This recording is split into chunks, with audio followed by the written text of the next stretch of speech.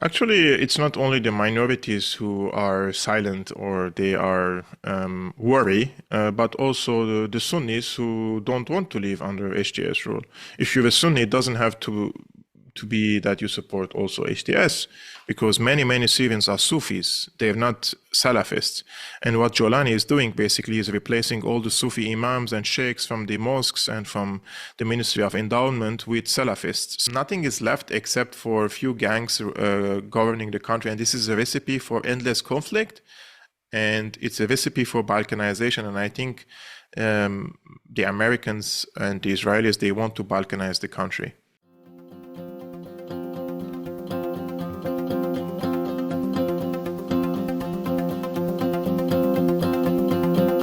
Hello and welcome to another episode of India and Global Left. If you are new to our show, please smash that subscribe button. You can also support us by being a YouTube member, Patreon, or by donating in the link given in the description below. But the least you can do is to watch our show, hit like, share, and comment. Without further ado, let me welcome our guest today, Kevork Almassian. Kevork is a journalist and he also runs the YouTube show Syriana Analysis. Kevork, welcome to India and Global Left. Thank you very much for having me. It's a really pleasure to be with you. Before we get going on the Middle East, if you could just tell our viewers a little bit about your background so that our viewers can understand better where you are coming from. Yeah, of course. My name is Kevork Almassian. My name is Armenian. My surname is Armenian. The story is 100 years ago, after the Armenian genocide, my grandparents fled from the current day Turkey to Syria in Aleppo, and we found a safe refuge, let's say, in Aleppo. And I was born and raised there, studied in Syria. I speak Armenian as a mother tongue and Arabic as a mother tongue. And I finished my elementary, secondary, and university bachelor degree in international relations and diplomacy in Syria. And afterwards, I traveled to continue my higher education, let's say abroad. And I started my career, if we want to call it a career, in journalism started in 2012. I started as basically in a training course to become a producer for a TV channel. And then I became also an anchor. Afterwards, I left to Germany and I started my own podcast YouTube channel. At the beginning, it wasn't a podcast. They were like just videos, 10 minutes, 20 minutes, it depends. And then I developed it into more like a podcast setup or format. And I'm now doing daily live streamings on my YouTube channel, Syriana Analysis, both on YouTube and Rumble. And I do solo explanations about what's happening in the Middle East, in Ukraine, in Taiwan, in geopolitics overall, and with particular focus, let's say, on what's happening in my country, Syria. Excellent. I think that's a good segue to discuss Syria. I want to start with your perspective on the Arab Spring and the civil war that followed, because the mainstream narrative of the Arab Spring was that it was a pro-democratic uprising against police states in Tunisia, in Egypt, in Libya, Yemen, Bahrain, and Syria. Of course, there is some element of truth to it, but what it does, it subterfuges the foreign powers that made these countries a sort of game of chess. That also subterfuges the cocktail of the so-called rebels or the pro-democratic forces, the sectarianism that was included in it, and also really in the context of Syria, we are discussing radical Islamic jihad. So if you could break down your understanding of the Arab Spring, that would be great. Actually, I always say I don't have evidence or proof that the Arab Spring was orchestrated from outside forces. But we have enough evidence to show that the outcome of the Arab Spring movements that started in Tunisia, Egypt, Libya, and Syria, they were engineered and they were attempts to shape the outcome of these so-called revolutions.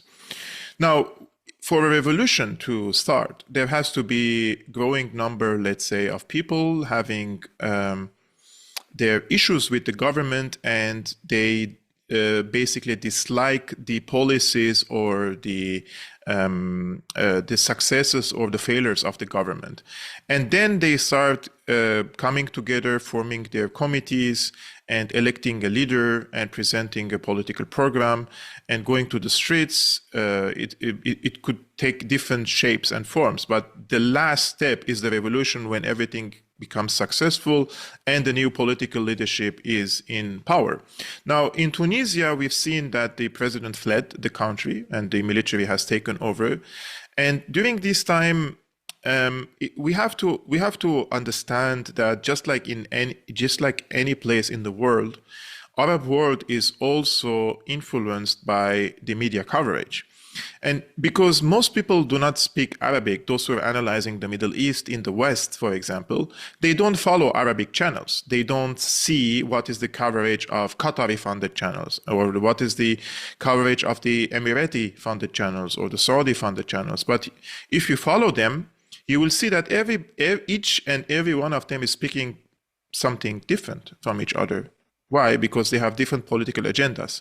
If there was a consensus on what's happening, everyone will speak about the same thing. But then they politicize these issues, and whoever has the money, in this case, they can also hijack what is the truth, because now the media tells you what is the true and what is false. And they start forming narratives, and they can create sensationalism in a country or urge the people to hold guns against their own government. And this has happened all during the discourse of the Arab Spring, mainly by Qatari-funded outlets and the Saudi-funded outlets. And they have tried to bring Islamist forces to power in the region, mainly by Qatar and Turkey. And they succeeded. In Tunisia, the Muslim Brotherhood came to power, which is affiliated to Turkey and Qatar. In Egypt, the Muslim Brotherhood came to power, which is affiliated to Qatar and, again, Turkey. And they tried to do the same thing in Libya, partially succeeded. In Syria was the same. Now, Syria, after 14 years, they succeeded again. So I don't analyze and evaluate the Arab Spring by its who started it, but who shaped the outcome of this, and was the outcome of this revolution in favor of the interests of the Syrian people or the Tunisian people, and rest assured, many Syrians, just like in anywhere around the world, they are not really politically active or have the time and the privilege for having the time to dig in and study every single news reporting. Most people just read the titles. Most people watch 1-minute short videos and formulate opinions. So it's difficult for them also to understand that there is a plot against their own interests. So some people start carrying arms against the government. The major motivation was sectarianism, of course, and this was completely supported by these TV outlets that I mentioned, these media outlets, and there were radical imams and sheikhs on these TV outlets calling for the people to go for a holy war in Syria against an infidel, secular regime. This is how they portrayed it. So when you watch the Western mainstream media, they're telling you this is about democracy, human rights, they're running against tyrant Assad. But then you turn on your Arabic channel, they're completely speaking about something else. They're telling you we have to go to Syria and remove Assad from power because he's progressive, he's secular, he's an infidel, and this is a holy war against Assad. So this is how you see at the end of the day, the Arabic people are watching the Arabic channels and not CNN or BBC or Fox News or MSNBC. And they were influenced by these TV outlets. So I see this was an attempt to bring the region under the grip of the colonial powers in the region. And the colonial powers aren't only the US. All the powers who had invested interests in the region, including NATO countries, for example, in Libya, including Turkey, including other powers in the region, and they tried to redistribute the spheres of influence in the region for their own sake and not for the sake of the people. That's why I call it, from my perspective, an Arabic winter or an Arabic autumn and not an Arab spring. It didn't bring progress to the region, but it took us back. It was a regressive movement, especially in Syria, and not a progressive movement per se. Yeah, the term Arab winter has been used by so many people, including Yeah. Patrick Coburn in his monumental volume of work in the Middle East. I wanted to follow up on Al Jazeera in particular, given it's so confusing for those of us who don't speak Arabic. On one hand, you read their coverage on Palestine. It's extremely helpful. It seems very, very progressive. And it's also very solid in terms of their commitment to facts and so on. But it has been said that the role of Al Jazeera during the Arab Spring was very, very unhelpful to say the least. Patrick Coburn, again, to quote him, said that in Al Jazeera Arabic presented this narrative that the pro-democratic forces are only democratic and the police states are only police states and they are evil and they should go, eclipsing all the sectarianism and foreign power play that was going on. So if you could tell our viewers who generally read Al Jazeera Arabic and on Palestine, what was their role in during the Arab Spring and in particular covering an anti-Assad campaign in Syria? You reminded me of a meme on Al Jazeera, and they put three different Al Jazeera outlets, one of which is Al Jazeera Arabic, the second one is Al Jazeera International, and the third one is AG Plus. And on the Arabic channel, they basically they put the face of Abu Muhammad al-Jolani, and they say this is a holy war against the infidels and we have to slaughter the infidels. And then on the international, they're talking about, yeah, there is a democratic movement with complete blackout on the nature of these groups in Syria. And then on AG Plus, they're talking about koalas and LGBTQ issues. So they have their own targeted audience on each of these platforms. The Arabic Al Jazeera has been very destructive in Syria. And I don't say it lightly that Al Jazeera has blood on its hands in Syria. One of these examples I want to mention, Qatar used to host a radical Egyptian imam on its soil called Sheikh Youssef al-Qaradawi. And he was one of the notorious sheikhs affiliated to the Muslim Brotherhood. And he basically issued a fatwa on Al Jazeera live on TV saying that any Syrian who works for the government, whether in a civilian sector or in a military sector, it is permissible to kill them. So we are speaking about if someone works for the Syrian airlines, he is a government employee. It is permissible to kill them. And according to this fatwa, thousands of people perished. And they were targeting the cars taking the employees to hospital, for example, or to the airport because it belonged to the government. So these fatwas played major role. In addition to that, Al Jazeera in Syria, they were completely one-sided, right? And of course, the opposition always had a point in criticizing the Assad government and its political authoritarianism, right? And there is no one in Syria, I would say, sane person who doesn't want a better political system or political reforms which could lead to political liberalization in the country and more participation in the political life and free press, etc., etc., etc. But at the same time, when Al Jazeera portrays the opposition as democratic in nature, but on the ground, they are this rebel group saying that democracy is apostasy. We don't accept democracy as a form of governance, and we want to establish an Islamic state. Then you see there is a huge difference between what Al Jazeera portrays in Syria and what the reality is on the ground. And this was deliberate because Qatar funds Al Jazeera. Qatari government is the source of the money for Al Jazeera. And Al Jazeera has been established in 1996 by ex-BBC journalists. And this is a British school of journalism in Al Jazeera. Plus, Al Jazeera played, so there is this double game in Qatar. On one hand, Al Jazeera covers the Iraq war. Al Jazeera covers the Gaza, covers Lebanon, all in favor of the people or the resistance, let's say, right, in these countries. Even the anchors cried on TV for the fall of Baghdad in 2003. But at the same time, many of the strategic bombers and the F-16s and the warfighter jets, they departed from Qatar to bomb Iraq as well. So this double game that we see, on one hand, you present yourself as a media outlet that is in supportive of the people of the region, and on the other hand, the same funder of this TV channel is destroying the people of the region. So this double game, in my opinion, aimed at one particular thing, and we've seen this after the Arab autumn or the Arab winter. So you gain huge popularity and credibility in the Arab world when you support Palestine, and especially when you do brilliant journalism. And Al Jazeera has brilliant journalists working for them in the case of Palestine. And day and night, they are targeted by Israel.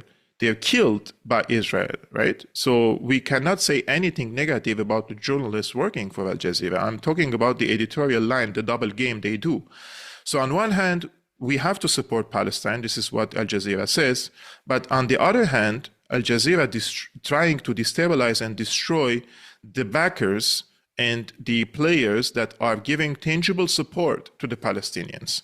So if you support Palestine, you need to support who is giving tangible support to the Palestinians. Otherwise, the Palestinians do not have a functional economy to manufacture their own goods, let's say, in order to continue the struggle against Israeli occupation forces. So this started in 2011. You see how they try to destabilize Syria, well knowing that Syria is an integral part, an important player in the axis of resistance, and that this territory is needed for arms deliveries, intelligence support, logistics, medication, etc., to Lebanon and to Palestine. Many of the weapons that the Palestinians used in Gaza were from the stockpiles of the Syrian army. And these weapons were delivered by the Hezbollah operatives in Egypt into the Gaza Strip. So if you destroy Syria, then you're destroying an important player in the axis of resistance, and you're cutting the supply chains to Hezbollah. And by doing so, you are strangling the Palestinians as well. And this is something that I'm 100% sure that the Qatari officials know. And they're playing this double game deliberately. And I mean, Qatar is designated as a major non-NATO ally for the United States. And we cannot really expect from Qatar to be in favor of independent movements in the region, which serves the interests of their own people. So what Qatar did, basically, they destroyed pan-Arabist groups, which bring all different components of the societies in the region under one umbrella. You have a national identity, and they replaced them with these Islamist groups, the Muslim Brotherhood, HTS, Nusra, Jaish Islam, and other groups. And by doing so, they have created vertical lines in Syria and in the region. And this serves Israel because Israel presents itself as an ethno-religious country and says this is a country only for the Jewish people. But if you want to present yourself as a country only for the Jewish people in a region which is multicultural, and your neighboring political systems are not based on ethnocentric systems, but rather on an umbrella which combines everyone, like the Muslims, the Christians, the Druze, the Jews, the Kurds, everyone lives under one political system and equal in front of the constitution. That makes Israel look bad in the region for having one colored state. But if your neighbor is Islamic State, an Alawite state, a Shia state, Christian state, Druze state, Kurdish state, then this normalizes Israel as a country only for the Jewish people. That is why now they're trying to Balkanize Syria and divide it based on ethnic and religious lines. I want to go back to the civil war and ask you to elaborate a little bit about what effectively became two camps, the Syrian government on one hand and the Free Syrian Army, which became a cocktail of Al-Nusra Front, of Al-Qaeda, ISIS, the Islamic Front, and so on. And effectively, the moderate faction, as was portrayed in the West, that they said they were backing, fizzled out very quickly. And Qatar and later Saudi Arabia, they started funding this Islamic Front. I want to ask you to tell us a little bit about what the government side and the anti-government side stood for, so that people can make a reasonable assessment of to evaluate even the actions of the two sides, or if one were to take a moral position on both sides, it's essential to understand what they stood for and what their actions were, what their philosophies were. So if you could elaborate a little bit on the two camps. Actually, the Syrian government, or they used to call it the Syrian regime. Let's call it the Syrian regime, no problem. There was a regime and there was a state. The state is, the regime is part of the state. But if the backbone of the state is the military, is the army, which the state stands on to provide safety, security, stability to the country, then destroying the army means that you're crumbling the state, not only the regime, but also the state. And this was obvious when the regime change happened, and how all the state institutions basically crumbled because the army has gone. And we've been warning against this because we've seen the experiences in Iraq and in Libya, that once the militaries are gone and there is a power vacuum, the radicals will fill the vacuum, and then there is going to be endless chaos in the country. And this is what is happening already in Syria. So on one hand, we had the regime is trying to survive and using the military in the discourse, because the military was part of the state and the regime is tried to be part of this state. So there was definitely the element of survival for the regime. I want to survive and I don't want to fall against these foreign-backed insurgents in the country. But the war that the regime waged against these insurgents was based on that there are groups funded and trained by outside forces. 30 to 40% of them are multinational, and they're in my country. This is a foreign invasion of my country using, of course, some Syrians. So the perspective of the regime was not that this is a civil war and I'm fighting against my own people. This was a foreign-funded insurgency, and I am following my constitutional duties to defeat these militias. And there was a widespread support for the regime in the country, especially at the beginning. We're talking between 2011 to 2018, the support base of the government or the regime was very high. And the people wanted to eradicate these groups, which they called terrorist groups in the country. On the other hand, the insurgents, right? The insurgents, let's put the affiliation aside because they're trained and funded and equipped basically by NATO countries, right? So let's put this support aside. But what motivates someone to join a militant group and fight against the government, well knowing that the government or the army is way stronger? So there is the element of the revenge, definitely. If somebody from the army killed someone in somebody's town and this person wants to take revenge, he holds arms. You have definitely the element of mercenary. Some people were fighting just for money. Now HTS militants are well paid. So this is a contract army. People join and have a lavish life compared to a soldier in the Syrian army, $30 to $50 per month. Comparison to $1,000 per month for an HTS soldier, that's a huge difference. So you have the element of the revenge, you have the element of mercenary, somebody wants to gain money, and then you have people very radicalized, want to establish an Islamic State. So their motivation is not democracy or human rights, in the contrary, their motivation is to establish an Islamic State by force. So we could both say they are jihadists, because this is the definition of a jihadist who struggles to establish an Islamic State, whether peacefully or through military means. And secondly, there is the element of takfirism. And takfirism is like ISIS and al-Nusra are takfiri groups, which means that this group's problem with the regime is not because they differ in politics, but because they see Assad as an Alawite, and then Alawites in their view are not Muslims and they are infidels. So those are different motivations that we have to take into consideration. And Jolani who is the de facto leader now of Syria, he was not motivated by revenge, because he was from early ages was a Takfiri. He was in Iraq joining Al-Qaeda, and later he is leading the Al-Qaeda offshoot in Syria, being partners with Baghdadi back then at the beginning. So his motivations were not just to let's say, take a revenge from Assad, but rather he wanted to establish an Islamic State by force, so he's a jihadi. And secondly, he's a Takfiri because he sees Assad as an Alawite. Now that he is in power, of course, they're trying to rebrand him. I mean, they already rebranded him anyways. Now he's a diversity-friendly rebel.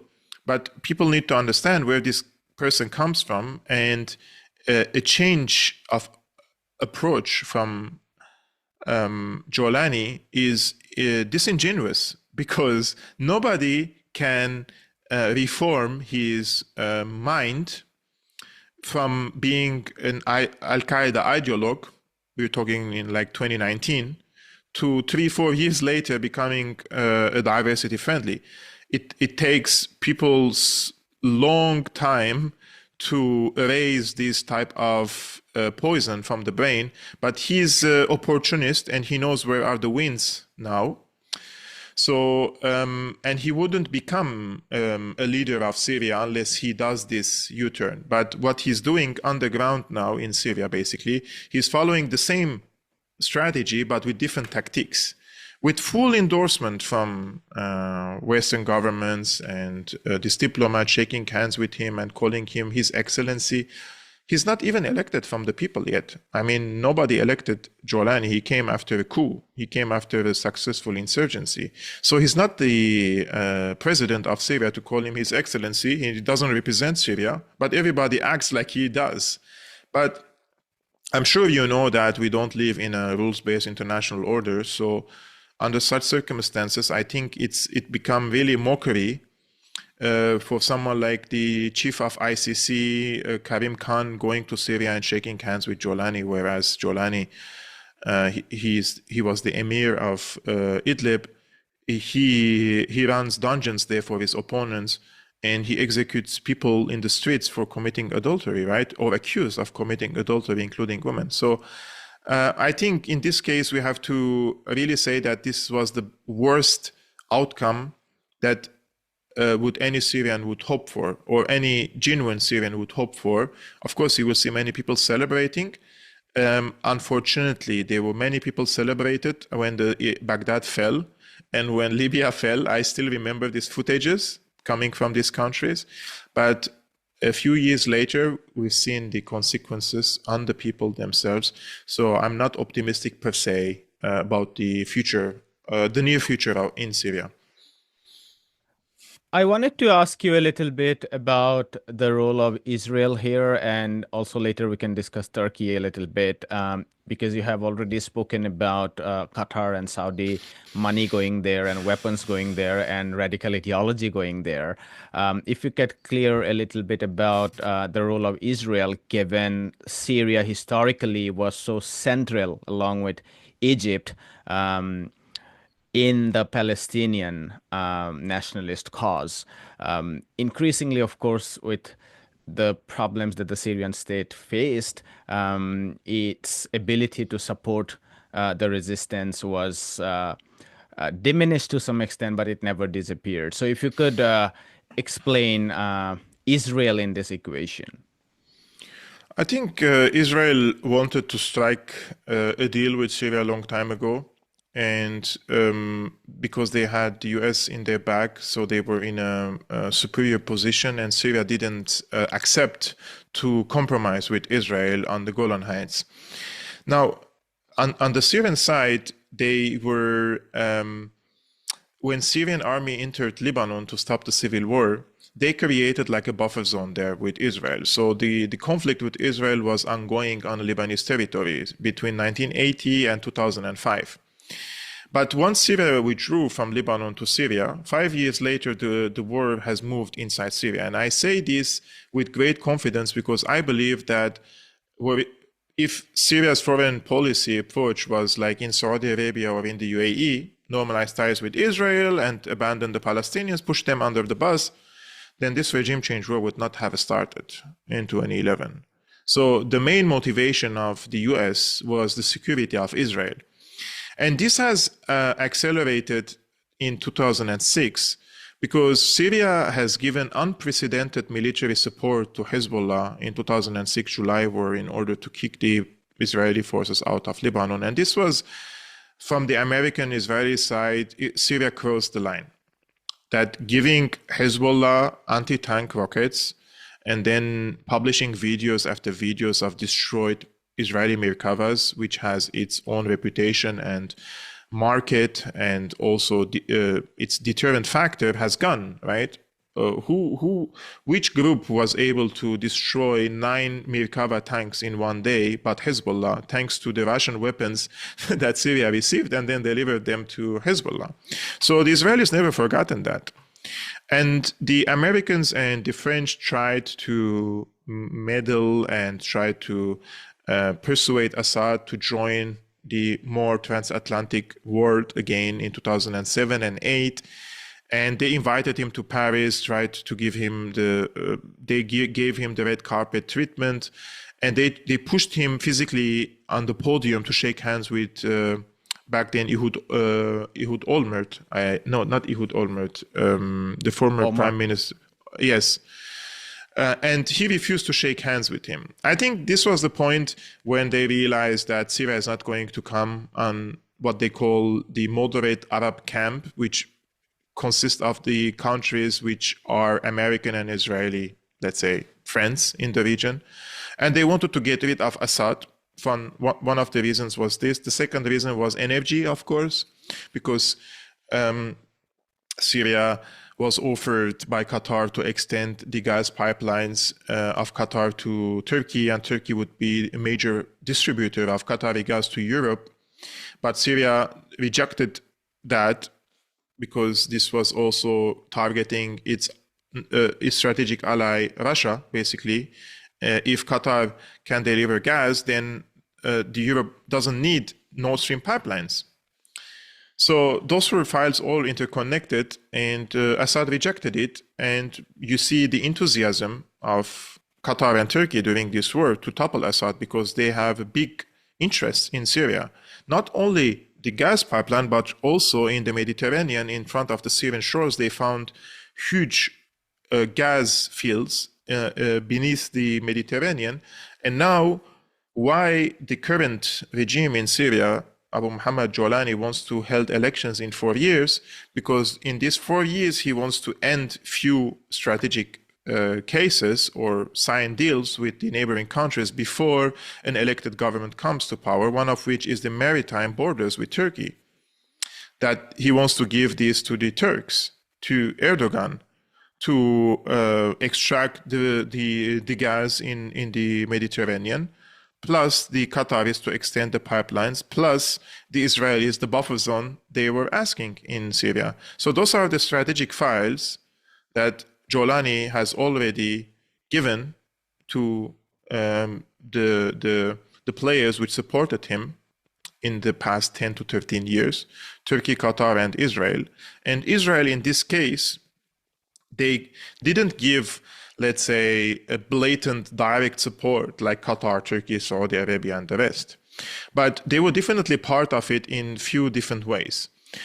One way was the Israeli army has bombed the Syrian army positions hundreds of times in the past 14 years, compared to probably 3 to 4 times to these rebel groups when they crossed some of the border crossings with Israel. So when you're fighting in a country against all these insurgents and you're getting bombed regularly, daily, basically, I think the numbers are like probably over 1,000 times. A few years ago, when we counted it, it was like 400 airstrikes against Syria. So these numbers has accelerated in the past years. Secondly, Israel has given the so-called rebel groups in Syria who used to occupy the borders between the Golan Heights and Syria back then in Al-Qunaytira, light arms, intelligence support, and medical treatment. So when one of these jihadists get injured, they go to the field hospitals in the Golan Heights belonging to Israel now, and they take this, they get medical treatment. Netanyahu went, shook hands with them, plus light weapons. We don't know what the definition of light weapons is. This is what Israeli officials say that we have given. If there is other things as well, we don't know. But the Wall Street Journal later exposed that Israel also given the salaries of the leaders of these militant groups, including Al-Nusra Front, which was the HTS before rebranding, right? So Al-Qaeda fighters who were operating under the order of Jolani, the current de facto leader of Syria, they used to receive salaries from Israel, receive medical support treatment in Israel, and also probably light arms, and send them back to Syria. Israel saw this conflict as an opportunity to weaken the Syrian state, its military capabilities, and keep it in constant chaos. They didn't want for anyone to win. They wanted for this chaos to continue as long as possible until it is rotten to the core from within. And then when a regime change happens, like it happened now, Israel comes and bombs all the strategic weaponry of Syria, weapon depots, air defenses, tanks, artilleries, and long-range missiles, Scud missiles, etc., etc., etc., and eliminate them all. And it happened now after the regime change war. I just want to raise one last point about this, which is important for the people to just think about it again, because they accuse the former regime of committing heinous crimes like chemical attacks, right? So if the previous regime had active chemical stockpile or chemical laboratories or manufacturing such weapons, they have been occupying Syria now for 1.5 to 2 months, right?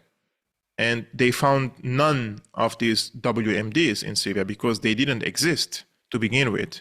These attacks that happened in the past were either false flag attacks or they never happened. But they were sold to the public, like the WMD story of Iraq, that it happened, or it was done by the Assad regime, so we have to intervene.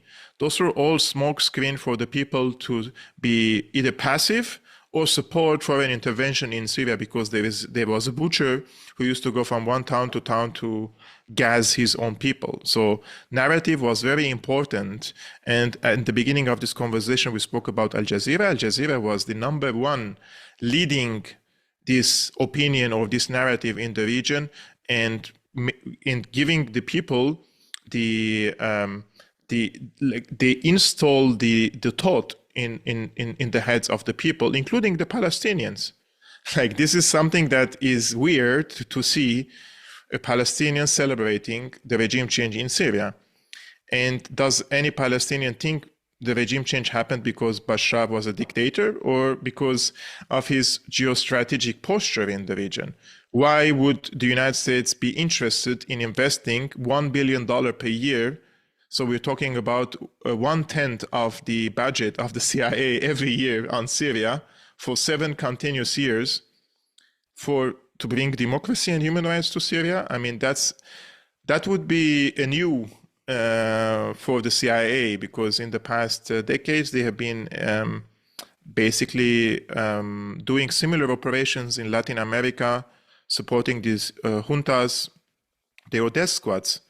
And this is what the CIA did in Syria. So, of course, they targeted Assad for his political posture on a foreign policy level, and particularly in Palestine, and not because in the domestic considerations, democracy, human rights, they don't care about it. If they cared about it, they should start with Israel, probably, after what it did in Gaza. There is a lot of atrocity literature now emerging after the fall of Assad government. I checked the Financial Times, what they are calling as the Syrian crisis as the headings. And the 4 or 5 articles that they have after the fall of Assad government are all about uncovering the crimes of Assad. trying to discover mass graves, trying to preserve documents, torture chambers, and so on and so forth. I wanted to ask you, however, what is a reasonable ground to make an assessment of some of Assad's actions during the civil war? First of all, we should begin by admitting that it was a brutal war between two camps. But that said, there were issues raised by very serious journalists that some of the strategies during the war, for instance, cordoning off places where the rebels were hiding, cordoning them totally, and allowing of grains and anything at all, or in some cases even barrel gunning them, etc., led to large numbers of death. Of course, not millions, but large tens of thousands of death in some cities, and huge numbers of displacements. Now, I'm not trying to tell you that the government was only responsible for that, but as seekers of truth, what should be our framework to make an assessment or critical evaluation of some of these actions during the civil war? Actually, I would say that the former regime acted hysterically against the armed insurgency, especially after the killing of Gaddafi. So the killing of Gaddafi was the turning point, in my opinion, that the regime saw that this is going to be the destiny of the regime in Syria. And in this case, when the insurgency started, and I would like to reiterate on this because the narrative is always constructed around the peacefulness of the Syrian revolution, which they later were forced and compelled to hold arms. And I would like to mention to the people that during the first week of the peaceful revolution in Syria, there were 7 security forces killed from the first week. So we're speaking about 1 security per day, right? And that's not possible if there are no people holding guns. And they didn't have tanks or anti-tank rockets or Tau missiles from the United States, for example, but they had light weapons. They had AK-47s. And this has started to come out more and more by the passing weeks. But at the beginning of the conflict, remember, this was in April 2011. And back then, our smartphones didn't support good video cameras. So all the videos you watch from 2011, it's like 240p, like pixelized videos. You don't see who is shooting who and who is firing on who. But I, despite that, documented countless number of videos of Syrian security personnel being sniped in front of peaceful protesters. So there were peaceful protesters and there were security personnel being sniped. So who is doing the shooting here? Is it like in the Maidan that both sides were shot by the same source to cause civil war in the country? That's possible. But I'm not also going to come and say that the Assad regime was a saint, because that was not the case. And when they used to hold someone, detain someone, they brutalized them. And that's a major mistake you can do. Like, you're just fueling the anti-government protesters, right? And more people started joining the protest because of such brutality. But what I'm also trying to say, that it wasn't all like peaceful and colorful from the beginning. There were violence against the government buildings, including the major ministries that were burned down at the beginning of this conflict in Syria.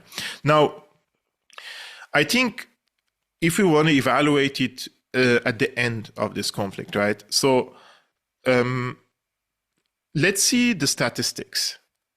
How many soldiers were killed from the Syrian government side, the former one?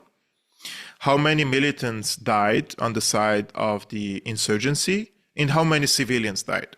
So we have documented names documented by the Syrian Observatory for Human Rights, that 1/3 of the death toll in Syria has been from the Syrian army ranks.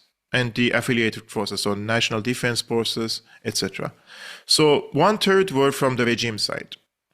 1/3, including ISIS, Nusra, Free Syrian Army, were the militants. So we're speaking about around 140,000, 150,000 Syrian army soldiers and 160, 70,000 from the militant side. And then the rest are civilians. So the civilians is not documented who did the killing. That's the major problem. How many would be the rest? Because we are not including millions of people who fled, or we are talking about deaths. No, we are talking we're talking so about how many are the we're rest? talking about around 500,000 people died. So we're speaking about 140,000 Syrian soldiers, 260, 70,000 militant forces, So roughly and 200,000. Yeah. So the rest, no, this is around, yes, I think 200,000, because the documented names are around 400 and something thousand names. By the Syrian Observatory for Human Rights. There are also missing people which were considered dead after years of like no communication and nothing, and you don't know what happened to them.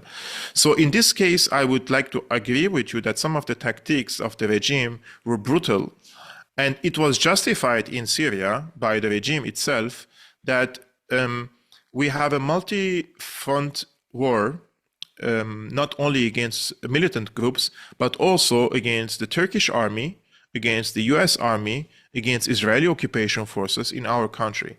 So this was the reasoning behind closed doors.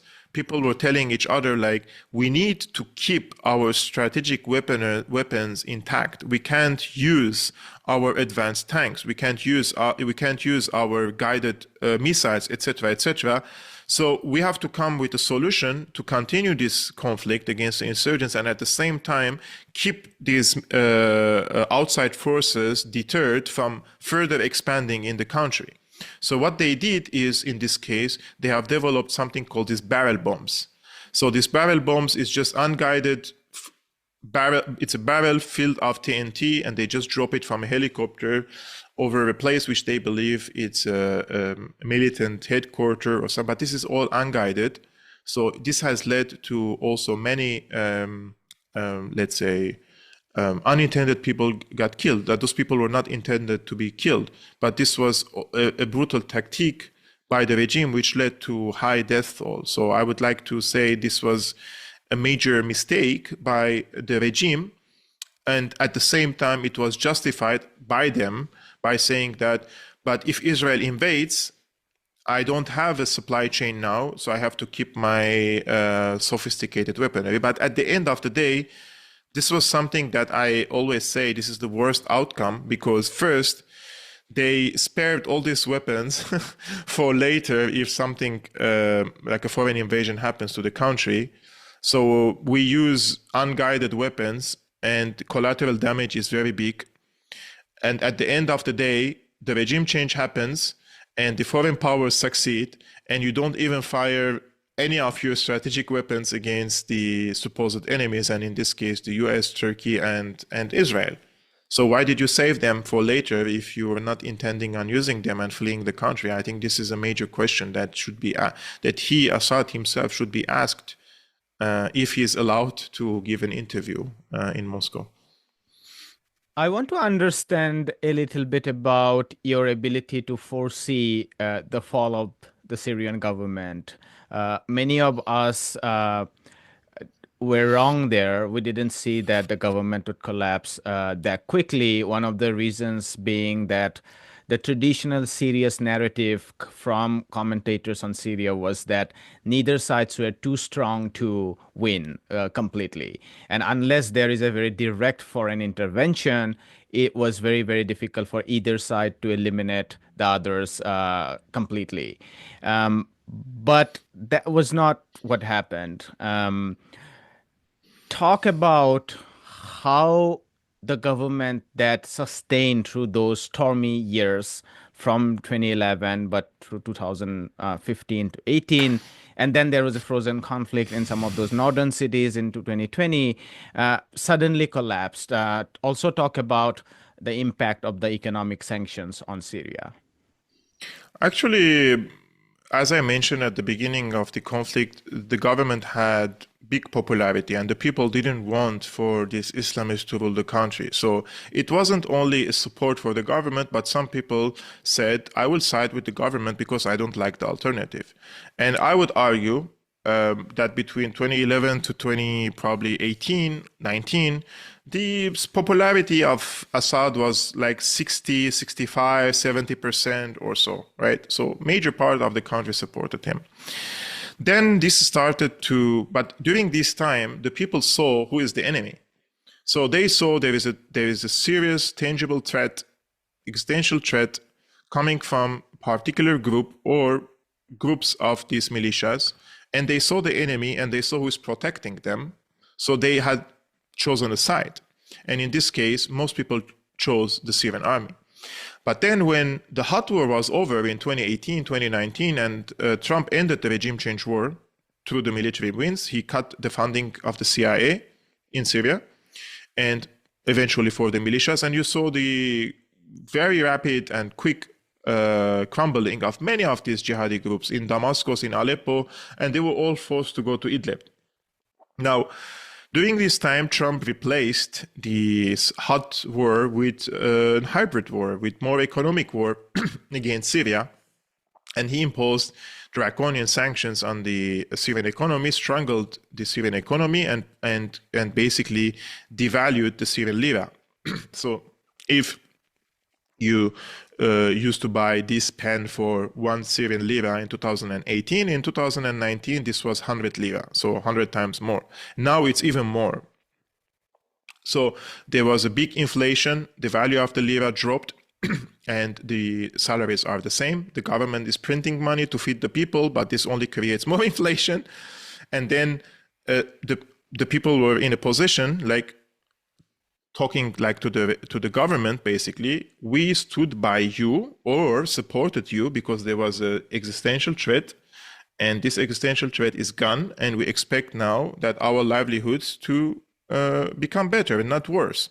But in this case, they don't see an enemy who is causing this harm to them because the economic warfare is invisible, not like a jihadi standing in front outside of your door. So in this case, the people directed their anger and frustration at the government, and this was the purpose of the sanctions, to demoralize and weaken the popular base of the Assad, right, in the country. So what happened is you're a Syrian soldier and you fought already for many years, and then you see the outcome, your family is poor, you cannot feed them, you cannot even secure bread. So is this why you want to continue fighting? What's the point of fighting if this is the outcome? So we're speaking of the level of someone who is fighting, doing the fight. On the higher level, I'm sure that the Qataris and the Turks and the Americans, they were talking to senior military officers in order to buy their allegiance. So this has happened for many times, and many senior officers in the military deserted outside the country. But that was not wise from the imperialist camp, because then you know who is the traitor, basically, and he fled the country. But if you have someone you have someone collaborating with inside the regime itself, that's more valuable. And that's, I think, what they did, that they have pacified many of the military units whose superiors gave the orders for the army to withdraw and lay on their arms, etc., etc. So this is second factor. We had the demoralization of the Syrian people. We had definitely collaboration with the outside forces.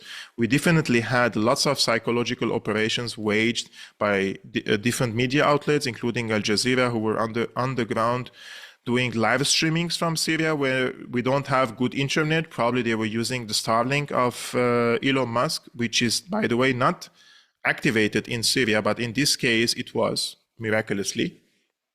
And they basically, Aleppo fell on TV channels before the first militant even entered the city. So before they were even storming the city, it was already declared on TV outlets that it has fallen, and there is no resistance. They demoralize the people and they urge them to stay at their homes and not to go out, etc., etc. Another thing that is massive equipment difference, right? And the salaries and the intelligence support. Like the Turkish intelligence was accompanying HTS on every step in their advancement in Syria. Like until this moment, there are, if you see the videos from Syria, some of the militants are still masked and they don't show their faces. And if you talk to them, they don't speak Arabic because they're most likely they are Turkish intelligence. And until this moment, they're accompanying the HTS, they're guiding them. And Turkey is a NATO country and they have an open cache in Qatar, unlike Russia or Iran, which have no money basically to support the Syrian army. And even in terms of the equipment and the military, I mean, the Iranians and the Russians were also, in the last few years, they felt Syria has become a burden and it has become rotten to the core and it's not able to reform itself. It's not able to present a solution for this conflict. And it's just a cycle, an empty cycle that they are stuck in. So when Aleppo was on the verge of falling and Assad was in Moscow, he didn't receive enough support from Russia and he didn't receive enough support from Iran. And there was no, in my opinion, even a plan to save him because if Aleppo fell, when Aleppo fell, and I said that back then, if they want to liberate Aleppo again, they will need tens of thousands of foreign fighters plus aerial support plus months of planning to go to Aleppo, especially when the militants are in these civilian neighborhoods now. What are you going to do, destroy the city one more time? No, I mean, most people were like already saying, we don't want war, whether it's Assad or HTS, we don't want destruction second time. So there was this big public opinion in the country that we're tired, we're frustrated, we don't care any longer, we want to eat and survive. So when you push people to the edge of poverty, the priority would be food. And I totally understand them. We can't blame them for not resisting. Let's say when you're hungry, it's your stomach that matters the most, or your baby who is hungry. And this was the major mistake of Assad, which he allowed a network of corrupted people to be around him. And then because of the war, they thrived, they have multiplied, they have established parallel economies in the country because he needed them, basically. After the sanctions, he cannot really do business, so he used businessmen or some militiamen to do the business for him with the neighboring country or outside or internal business itself. And the people were seeing the corruption. It's so visible that the people were like, this regime is not repairable, when it comes to the corruption. So they were like, what are we fighting for? Why would we support it? I know that HTS is going to be a nightmare for the Syrians because they're pushing for this sectarian violence they're doing and the going against the people in Damascus. Music is not allowed and the smoking is not allowed and women has to cover this and that. Syrian people are not radical people. And you have from all sides, from the left to right, from middle, people just live the way they want. Nobody intervenes in others' affairs. So doing such things on the social level, it will definitely create a backlash. And with the sectarian violence, people will be more forced to go into cantons, like living just among their own community, like the Druze with the Druze, and then Alawite with an Alawite, the Christian with the Christian. And this is just a phase before the Balkanization of Syria. So I am very doubtful that Jolani would succeed or want to establish a state, a civil state in the country. These so-called jihadi groups can destroy a status quo, but they can't build a state. It's not in their nature to build a civil state.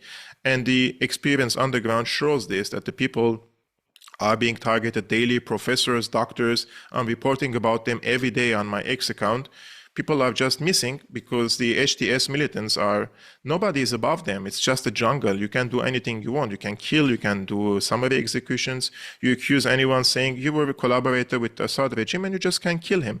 But if you're a revolutionary should present a different approach and tell the people, look, the Assad regime, which used to operate dungeons, and look what he did to you, we're going to be different and we're going to present to you a state that respects laws, regulations, courts, and we will bring these people, if they committed any crimes in the past, to justice. And here is the court, here is a public hearing that you can watch and listen to.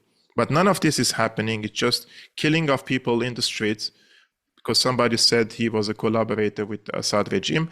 Syrian army had 300,000 soldiers one day before Assad fled the country. What are you going to do? Going to kill every single one of them? Syrian army has been the army of the people. Everybody serves in the army, whether you're with the regime or against the regime, whether you're an Alawite, you're a Sunni, you're a Christian, everybody serves in the military. So what is your next brilliant step to liquidate every Syrian army soldier? This will cause civil war in the country, or these former SAA soldiers, they will come together and organize themselves and fight back. So we're headed to definitely clashes and not peace and stability as they claim on mainstream press. I wanted to quickly ask you about Iran. There was a coverage in the Financial Times who quoted some of Iran's officials, and they said that they were unhappy with Assad's causing up to the UAE and the Qataris because apparently he needed some of their businesses and money to keep up his economy. And that's why Iran didn't see a horse in the game to fight this war. Do you think that that article made any sense, or do you think there was a point there? First of all, I don't think that there is a senior Iranian official giving a statement to the Financial Times or these outlets. These outlets, I have so much experience with them. They come to Lebanon back then and they publish articles saying that they sat with a senior Hezbollah commander who told them this and that, and everybody knows those are fake, or somebody claims to be someone and gets money in exchange. But if I'm saying this statement is accurate, I would like to say a few things about it, because Assad needed direct military support from Iran and Russia to fight against. And so the role of Moscow and Tehran were essential against these NATO-backed insurgents. Definitely, there is no doubt about that. Probably he would have gone in 2015 or 16 were it not for this direct support. No question. But when the war was over, was Iran able to invest in Syria to revive the economy? No, because Iran's economy also is, they have their own problems. Has Russia came to invest in Syria? Very little. Has the Chinese came and invested, like Chinese can reconstruct the country basically in a matter of 5 years if they want to, right? Or even less. But the Chinese said, we're not interested because the country is not yet stable and we cannot really do business in the country and invest, and then something happens, a foreign intervention or a war against the country. I understand. So what were the options of Assad to feed his people? The Arabic countries. UAE opened door to him. Saudi Arabia opened door to him. And the UAE gave him access to the banking system, basically, in their country. But it's not in dollar. I think it's in the dinar of the UAE anyways. But he had some window for bringing money to the country. And if they want to buy something from China or Indonesia or India or equipment-wise, manufacturing, medical stuff, how would they pay if there are sanctions on the country? They needed the banks, right? So those were the some lifeline route for Assad to rely on. It's not like he had much of a choice. And at the end of the day, Syria came under a brutal war which weakened Syria to the core. And Syria needed to re-diversify its relationship, because one of the reasons why Syria was targeted, because it has become a close ally to Iran in the region. So from Assad's perspective, was this war is going to continue against him unless he re-diversify his relationship with the Arabic countries, East and West, and not to be like on one side. But Iranians themselves, they made a deal with Saudi Arabia. They struck a security deal and a diplomatic deal, and they have come closer to each other. So it doesn't make sense for me for the Iranians to blame the Syrians for having good relationship with the UAE or Saudi Arabia when they are the ones opening ties with these countries. But definitely, Syria's position has become more passive after October 7.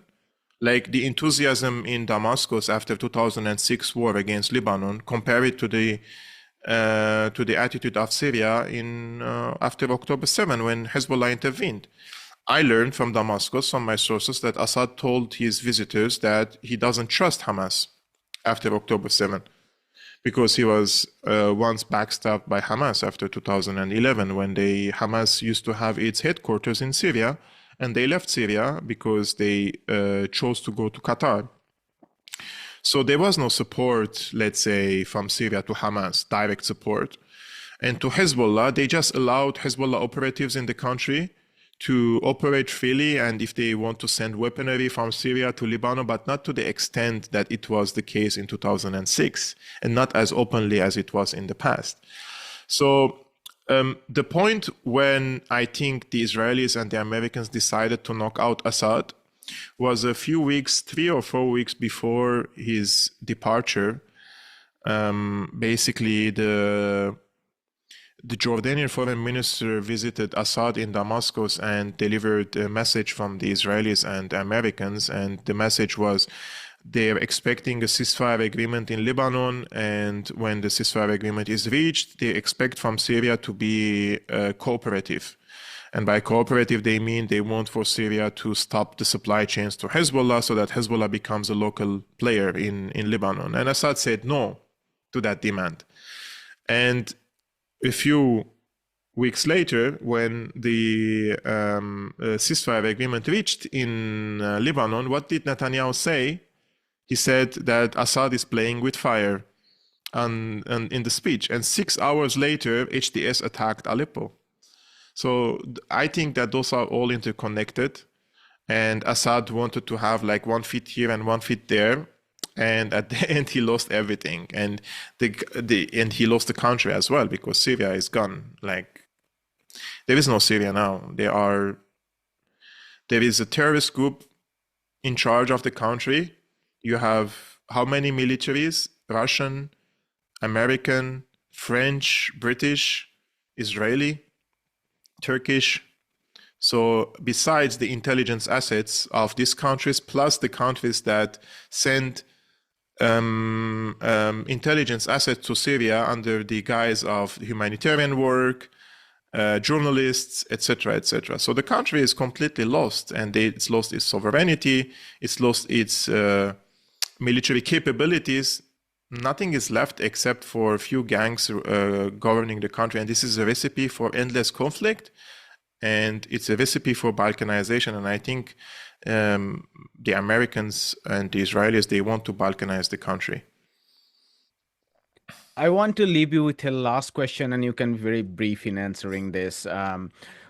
We, of course, see images of celebrations, people coming out in the open in Damascus and elsewhere, but it's very hard to understand the mood of those who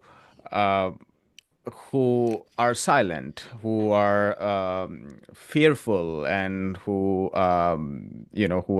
who don't feel secured. So from the mainstream media. So if you could tell us, since you have sources on the ground, what's the mood among people from the minority communities, Druze, Christians, Alawites, Shias, and so on? What's the mood in there? And also to just ask you a little bit more about the fragmented Syria. Do you think Jolani would be able to consolidate at least the former places under Assad's government so that he can rebuild the Syrian government departments or other institutes of the government. I'm asking this because in Syria, as was in Iraq and most of the global south, there is a lot of people who are employed within the state sector. And once the state breaks down and these employments are gone, it's a total chaos. Respond to my two questions on minority rights and rebuilding of the state sector. Actually, it's not only the minorities who are silent or they are worry, but also the Sunnis who don't want to live under HTS rule. If you're a Sunni, it doesn't have to be that you support also HTS, because many Syrians are Sufis. They're not Salafists. And what Jolani is doing basically is replacing all the Sufi imams and sheikhs from the mosques and from the Ministry of Endowment with Salafists. So he's changing even the already Islamic face of Syria. Syria was not like a Christian country, for example. Sharia was one of the important regulatory books which can be used even in the courts. So, but Syria was always more on the moderate side. So they're trying to more radicalize this Islamic nature, let's say, of the Syrian society. And here the people have no choice, because you either accept or you get persecuted. And a few days ago, they killed one Muslim Sunni imam in Damascus because he rejected HTS and he has been killed. Similarly, things like this happening against teachers, professors, minorities, like religious and sectarian minorities. Most of this violence is happening in Homs, in the central city of Syria, and Hama and Latakia or Jable. So it seems that these areas are completely out of the control of, I don't know, HTS, or those are rogue elements, or this is probably targeted by HTS themselves. I really don't know if those are rogue elements or this is deliberate. But in any case, the outcome is the same.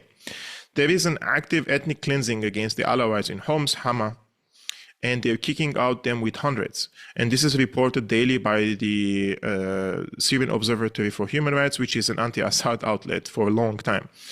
So things like this are happening, and the people, when you are under existential threat based on your identity, basically, then you start thinking in narrow, and you start thinking also like, I belong only to the Alawites. So you start seeing protests saying that the Alawites are protesting against HTS, or the Christians are protesting against HTS, or the Druze are protesting against the HTS, which means the strategy of HTS worked, or the people behind HTS.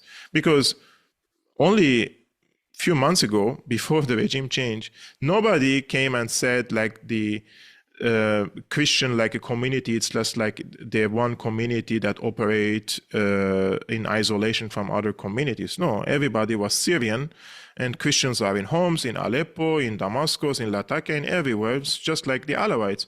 But now people are being pushed to think in narrow and saying, I'm an Alawite, I'm a Christian, I'm a Druze, I'm a Kurd, I'm a Yazidi. And this is a deliberate policy, because they want to push them into cantons, isolate them, and then present, I'm talking about the backers of HTS, present themselves as the saviors of these minorities. So you create a problem and then you present a solution. This is something that I'm sometimes get tired of warning people, but I also don't blame them. If you're living in Homs or Hama under somebody is directing a gun to your head, then I don't think you have the privilege to think about it intellectually.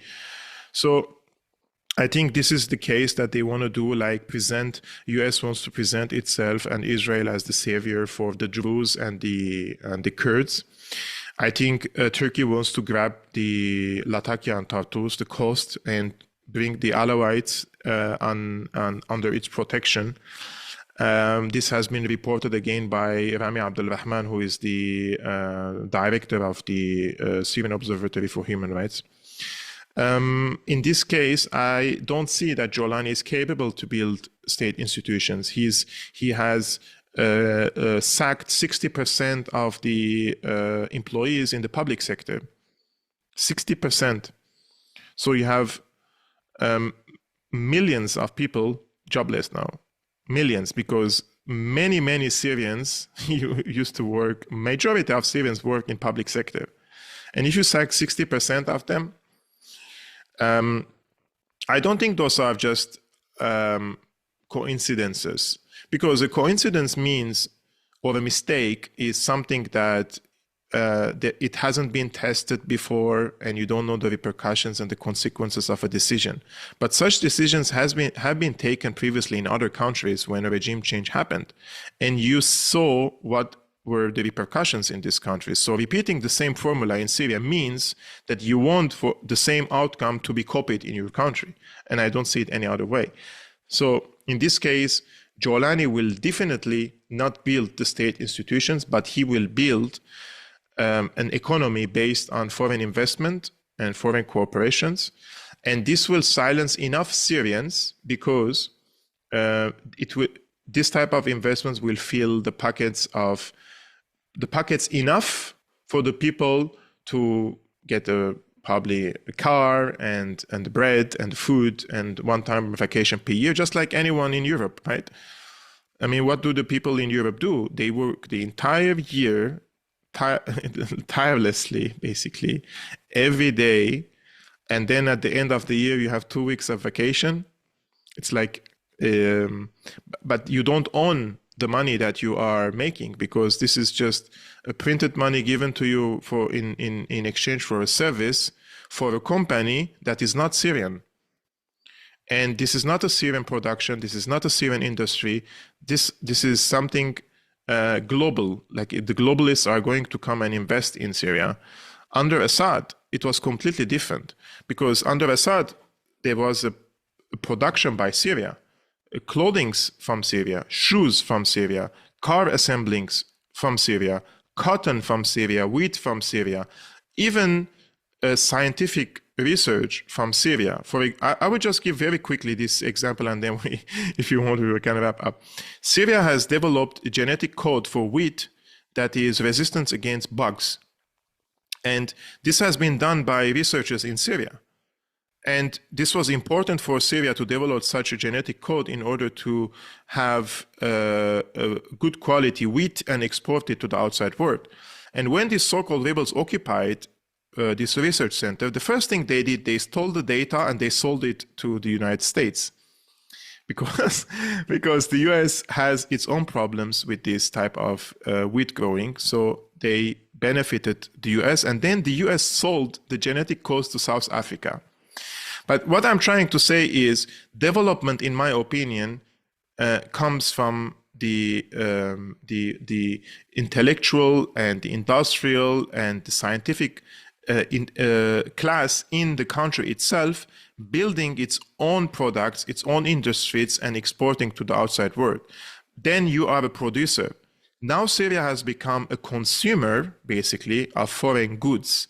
They will invest in your country and they will give you the money to buy their own products. So I don't think that is a sovereign country any longer. And I'm trying to explain this, but it's a very sensitive issue and people are still emotional about it. Maybe in a few months or weeks, people will probably wake up to this bitter reality. Yeah, this is so interesting. I haven't read this analysis elsewhere before. I mean, what you were saying is this is a total death knell for the Ba'athist revolution, not just because minority groups would be now reduced into small little cantons and bantus, but also because the very idea of national self-governance through a national economy, whether it's making your industry more nationally powerful or whether it's relying on your internal trade, would be replaced by foreign investments and free trade zones and free investment zone. There might possibly even a real estate boom in certain enclaves within Syria, which should then be televised as these hyper-modern cities and how Syria would be rebuilt and so on. I think we have so much more to discuss on this that we would need one more episode for that. But Kevork Almassian, thank you so much for your time. This was a wonderful chat, and yeah, thank you. With pleasure. Thank you so much for having me. Hi, My name is Ayushman. I, along with Jyotisman, have started this platform. In the last 2 years, we have tried to build content for the left and progressive forces. We have interviewed economists, historians, political commentators, and activists so far. If you have liked our content so far and want us to build an archive for the left, I have two requests for you. Please do consider donating for the cause. Link is in the description below. Also, if you are not able to do so, don't feel sad. You can always like our videos and share our videos to your comrades. Finally, don't forget to hit the subscribe button.